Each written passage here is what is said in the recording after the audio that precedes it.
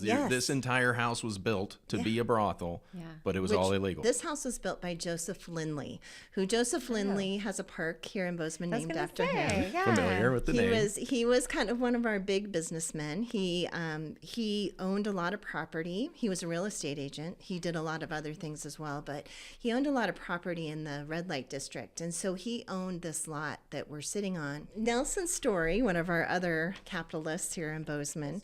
And so he approached Lindley and he said, how about if I pay you the money, you build a 2-story beautiful brick building on your lot that is built just specifically to be a brothel.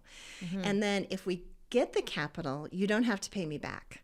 But if we don't get the capital, I'm going to need you to pay me back. And so Lindley said, sure, I'll make that deal. So they shook on it. They did a handshake deal. And Lindley used Nelson's money to build this 2-story brick building and opened it as a brothel. Well, of course, we didn't get the state capital. Helena got the capital. We got Montana State University, which was, I think, the better deal in the long run. I love a university.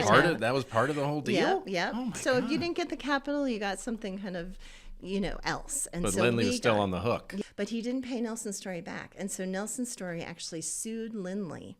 And that's how we know this whole story is because of the documents at the Law and Justice Center. So Wow. And the So- term brothel was put into the documents? it wasn't. It wasn't Okay. put in the. It was just that Right. there was this deal made.